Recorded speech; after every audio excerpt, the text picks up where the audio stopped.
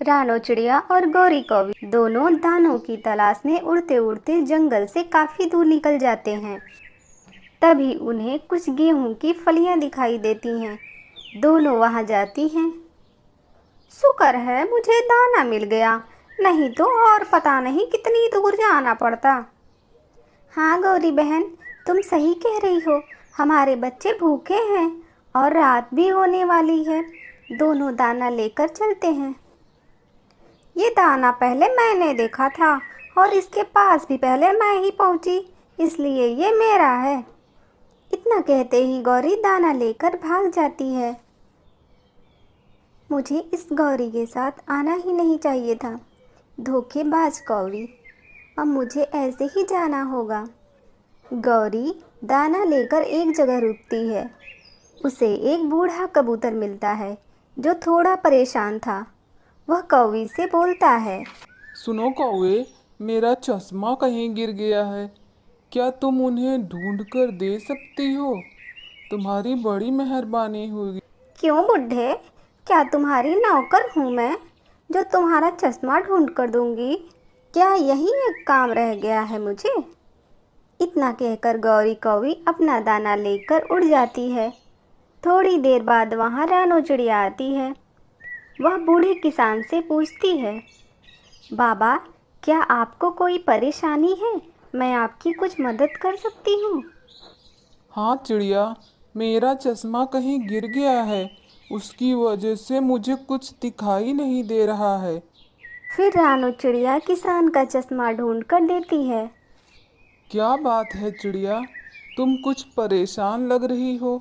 हाँ बा, मैं सुबह से दाना तलाश रही हूँ, लेकिन एक भी दाना नहीं मिला।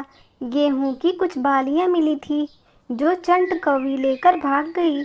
आज मेरे बच्चे भूखे सोएंगे। ऐसा ना कहो चिड़िया, चलो मेरे साथ। फिर रानो चिड़िया उस कबूतर की खेत में जाती है जहाँ आम के बागीचे लगे हुए थे, जिसमें एक खास आम का पेड़ भी था जो जादुई था। बूढ़े कबूतर ने एक जादुई आम तोड़कर चिड़िया को दे दिया और कहा, चिड़िया, ये जादुई आम है। इससे तुम जो भी मांगोगी तुम्हें वो सब मिलेगा। चिड़िया खुशी खुशी उस आम को लेकर घर आ। घर में चिड़िया के बच्चे भूखे थे। मम्मा, आप आम लाई हैं हमारे लिए, हमें बहुत भूख लगी है। बेटा, ये जादुई आम है, इससे तुम जो भी मांगोगे तुम्हें वो सब मिल जाएगा। सच में मम्मा? बच्चे बहुत खुश होते हैं। गुड़िया समोसे मांगती है और कुक्कू मोमोज।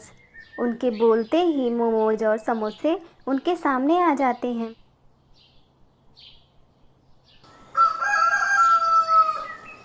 अगली सुबह गौरी कौवी रानो के घर आती है और दरवाज़ा खटखटाती है। रानो बाहर आती है। अरे कितना दिन चढ़ गया, आज दाना लेने नहीं चलना क्या? नहीं नहीं गौरी बहन, आज तो क्या, कभी भी दाना लेने नहीं जाना। फिर रानो गौरी को सारी बात बताती है। रानो झट से अपने घर जाती है और रोते हुए अपने पति से कहती है, कालू जी, कालू जी, रानो के घर में जादुई आम है। ये उस बुढ़े ने दी है। वो बुढ़ा पहले मुझे मिला था, मैंने उसका चश्मा दे दिया होता तो आज वो आम मेरे पास होता। अरे, तो इसमें इतना परेशान होने की क्या ज़रूरत है? मैं उस आम को चुरा लाता हूँ। फिर तुम आराम से उससे सारी चीज़ें मांगना। रात होते ही कालू रानो के घर जाता है और आम चुरा लेता है। गौरी बहुत खुश होती है। वह फटाफट अपनी ज़रूरत की चीज़ें मांगने लगती हैं। जादुई आम, जादुई आम, मुझे एक सोने का हार दिला दो। जादुई आम, मुझे एक बड़ा सा घर दिला दो। गौरी को गुस्सा आ जाता है। वह आम को काटने ही जा रही थी, तभी कालू उसे खाने के लिए बोलता है। गौरी, तुम तो आम खाती नहीं हो, दो मैं ही इसे खा लेता हूँ। जादू तो हो नहीं रहा, कम से कम पेट पूजा ही कर ले। इतना बोलकर कालू आम खा लेता है। आम खाते ही कालू के पेट में भयानक दर्द होता है।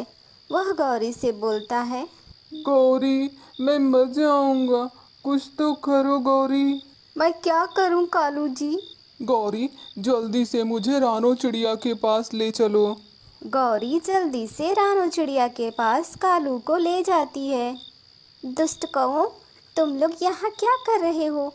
मुझे पता है तुमने ही मेरा जादुई आम चुराया है। हाँ रानो, मैंने वो आम खा लिया और मेरे पेट में बहुत भयानक दर्द है। तुम इसे बाहर निकालो, नहीं तो मैं मर जाऊंगा। मेरे जादुई आम, मेरे सामने आ जा। रानो के इतना बोलते जादुई आम रानो के सामने आ जाता है। रानो, हमें माफ़ कर दो, बुरे काम का बुरा नतीजा ही होता है। फिर रानो उन दोनों को माफ़ कर देती है। तो दोस्तों, अगर आपको ये कहानी पसंद आती है तो हमें कमेंट में बताएं। आपका धन्यवाद।